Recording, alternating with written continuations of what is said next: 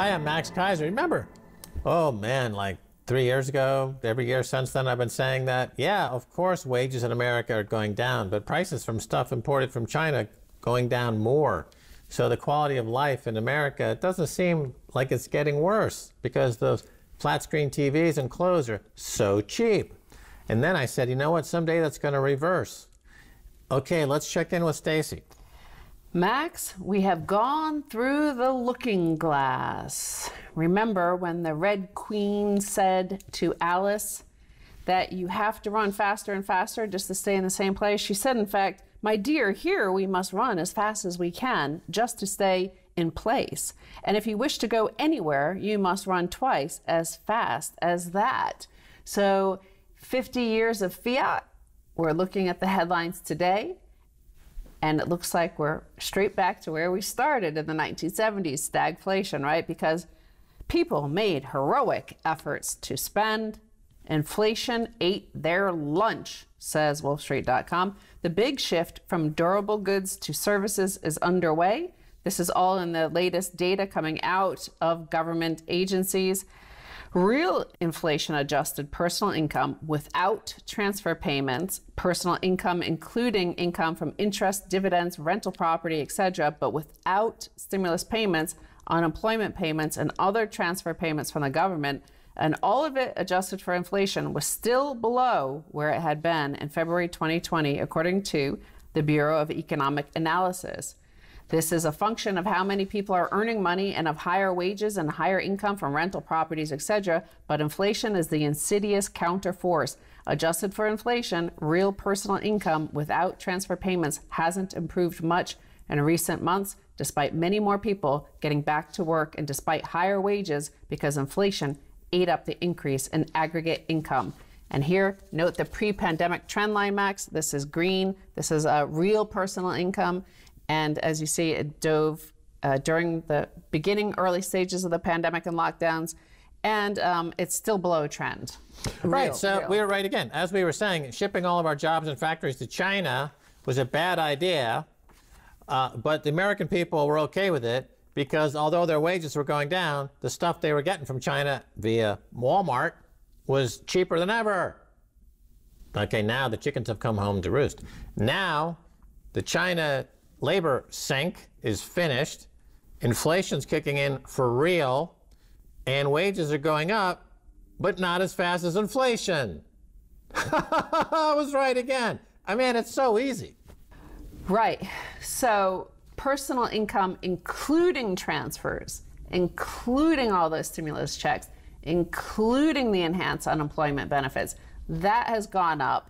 But still, even with inflation, it's starting to go down, right? So personal income from all sources, including transfer payments not adjusted for inflation, ticked up a smidgen for the month and was up 2.3% year over year. But adjusted for inflation, personal income from all sources fell by 0.4% in June from May and was down 1.6% from June of last year. You know, what the Red Queen is basically Jerome Powell, and before him, Janet Yellen, and before her, Ben Bernanke and Alan Greenspan, okay? They want you to run faster and faster just to stay in the same place, and they call that positive economic growth, that this is what they're seeking to achieve with never-ending money printing. And now, like with the notion that we're gonna have some central bank digital currency, CBDCs as they're known, whereby they'll take your money from you if you don't spend it fast enough so that they can stay in the same place, so that their profit levels and profit margins and their control stays in the same place. Right. Well, we used to talk about the ratio of money printing versus GDP growth. And going back 20 years, you know, you essentially, to get 1 unit of GDP growth, you would print $4. Yes. And over time, what's happening today is that an infinite amount of money printing has created zero GDP growth. Right? GDP growth is stalled, essentially. It's flat. China's is going up, but America is flat because they overprinted, right? They euthanized the economy by overprinting. They printed too much. And no matter how much they print, They're not going to get any GDP growth. And that trend has been clear for a decade, 15 years. It's a very, very, very clear trend. The fact that no politician or policymaker clear to look at that trend, it's a failure of our political leaders. Sadly, we don't have any good ones here in America. Well, the problem with that is it doesn't really matter who the leader is or what country it is, because the incentive structure of the economic governance model that is an ever depreciating fiat currency. It doesn't matter who's in charge of that. Nobody, not even the Red Queen herself, could stop this. Like, no matter who participates in that economy based around a fiat currency is going to have to keep on running faster and faster just to stay in the same place. And that's why you see that in the huge explosion of debt, household, corporate, and government debt all across the fiat world over the past few decades. That is them having to run faster and faster just to stay in the same place. And part of that is pulling from the future, because there's only a certain limit to how fast you can grow now. So they've pulled ahead the consumption from 40, 50 years out into the future. And that is the conundrum that a lot of economies, not just the United States, but many economies through the Western world, you're seeing a problem with the Generation Z, or the younger people coming on board. And unfortunately, there's the internet, and they can kind of research stuff and find stuff and figure out that, hey, the boomers spent our future, like our future is now. And because, of course, they ran faster and faster to stay in place, but they consumed my life. Right. Well, what was the rhetorical nonsense that they put forward to legitimize and justify this insanity? They always were going along with the theory that, well, we're just going to increase the money printing debt now because we're going to get a boost in GDP growth, and then that, of course, will give us the taxes we need to pay down the debt. Okay, that's the economic theory guiding American monetary policy and fiscal policy now for 30 years. And every single year, the situation only gets worse. And now we're at a point where if you taxed Americans 100% of their income, you would not pay down the debt for something like 15 to 20 years. Maybe all the debt, and not just the national debt, but inclusive of the unfunded liabilities of pensions and Medicaid and Medicare, et cetera. So therefore, it's game over. It's tilt, right? You're playing pinball and the tilt comes up. It's over. The game is over. Well, you know, they'll try to come up with other stuff, and we could only imagine how long they'll keep the Ponzi scheme going, because the Ponzi is that you have to run faster and faster to stay in place. First, we took the nation off the gold standard. That extended it for another 50 years. Then we exported all of our manufacturing capacity. That extended it for 20 years. So, you know, there is always some new way they might fabricate to come up with justifying money printing. So, like, for example, like, we've been in lockdown for a year and a half, much of the global economy, and that has been a good excuse to print a lot of money, more an emergency situation. And it looks like it might continue. And this brings me to the notion that of the subscription model, because you've brought that up, that America is like a subscription model. You're going to have to keep on paying some sort of fee to belong to the system, and especially that it's all based on intellectual property rights, right? So we see that with this headline that was out last week in Europe, and it really struck me as that subscription model. Number go up biotechnology. I said in reference to this Financial Times headline or tweet, Pfizer and Moderna ramp up EU COVID vaccine prices. Once the CDC comes out with their new guidelines saying essentially masks are back, lockdowns might be back, Delta variant spreading, it's more contagious, blah, blah, blah, all these sort of things, well, then we see the racking up of prices. If you want to participate in this global economy, you're going to have to pay these prices. You're going to have to pay the subscription to be part of this model. And I want to say that the Financial Times also followed up with this. The new price for a Pfizer shot was €19.50 against $15.50 previously, according to portions of the contracts. The price of a Moderna jab was $25.50 a dose. Contracts show up from about $22.60. How is that different than quantitative easing, right? I mean, the banks, they're technically insolvent, but they get the government to tax everybody with inflation to keep them running and to pay their huge bonuses. Now the pharmaceutical industry has taken a page out of the bank's book and said, hey, you know, we're going to create this thing. We're going to create quantitative bio-easing, and we're going to force everyone to keep paying for these things. And if they refuse, we're going to crash the stock market, because these are huge publicly traded stocks that they can easily crash themselves. So it's all the same thing, really. It's all Jamie Dimon. You know, you go in there and you get a new toaster when you open a new account, and you get a jab, and you get a subscription to Netflix. You know, it's all bundled together into one dystopian Mickey Mouse Disney. You need the subscription for the rest of the answer to that. You need to pay your subscription fee. I ran out. I gotta give me another 20. It's the casino gulag. You know, you're going to be clicking on ads to get a protein pill to survive another 4 hours. I need another protein pill to survive another 4 hours to get my job, to get my bonus, to get my CD. It's nuts. It's crazy. Buy Bitcoin. Well, that's another story. But nevertheless, the world is essentially on a U.S. passport. Everybody, doesn't matter who you are on a U.S. passport. You are on a U.S. inflationary system. You are on the U.S. Fiat standard. You are on that standard because this is the American world. That is a fact. And this is what we're covering here over these past week and the upcoming week as we head towards August 15th, 2021. That is the 50-year anniversary of Nixon closing the gold window, putting us all on the treadmill of having to run faster and faster just to stay ahead. You see that in all of our headlines for the past 10 years, essentially has been covering that, the consequences of that act and the inevitability of the collapse of it. Because at a certain point, just like Alice, when she was in Wonderland and she had gone through the looking glass, she mentioned to the Red Queen how exhausted she was, and that had she in her world been running so fast, i.e. in our conversation here on Keiser Report, you could say, if you were running that fast in a hard currency world, in a gold standard world, in a Bitcoin standard world, you would have got somewhere. That's what Alice told the Red Queen. If I were this exhausted, I would have actually got somewhere in my world. And the Red Queen says, in our world, in my world, in the Red Queen Fiat world, in the 50 years of Fiat world, you have to run faster and faster and faster and faster just to stay even. And you have to run twice as fast as that to get ahead. Well, go ask Alice when she's 10 feet tall. Who remembers the Jefferson airplane and Grace Slick? Huh? That's right. I'm a boomer. Hey, we're going to take a break. When we come back, much more coming your way.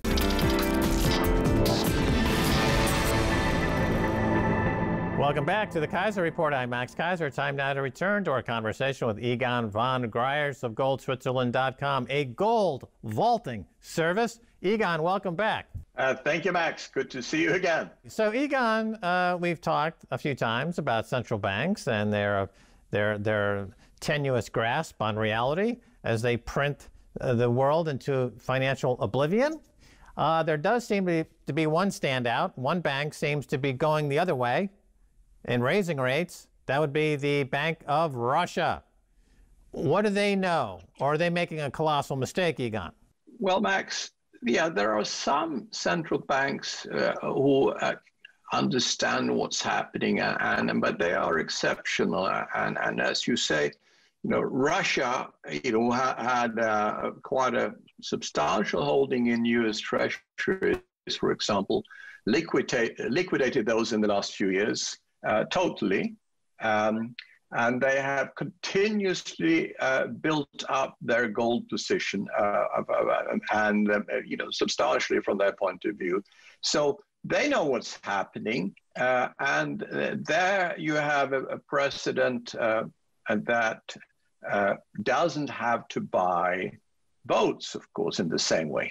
People do vote, but it's, as we know, until now, at least, Putin has had no problems winning any election, however that's done.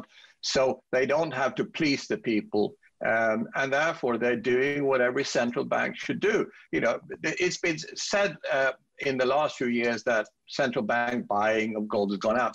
Well, that's not quite true. It has from some countries, but if you look at the Western countries, if you look at the US or any European country or Western European country, nobody has bought gold. they haven't bought gold for years. I mean, they all liquidated their positions in their 90s, as we know, and to push the price of gold down from what it was at the peak in 850 down to eventually 250. So, and that was countries like the UK and Switzerland more than half their positions.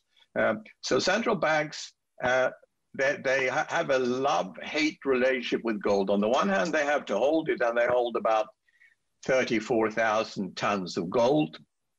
But on the other hand, they want to suppress the gold price because the gold price tells their people that they're mismanaging the economy. And so far, they've done a pretty good job in holding the gold price well below where it should be. I often show a graph, Max, where I compare the gold price to the US money supply and going back to 1970. And if you look at the gold price in 1970 or 71, if you want, was $35. The gold, and then in 2000, it was $290. The gold price today at 1800 in relation to US money supply is as cheap as it was in 2000 at $35. And sorry, in 2000, in 71 at $35, and in 2000 at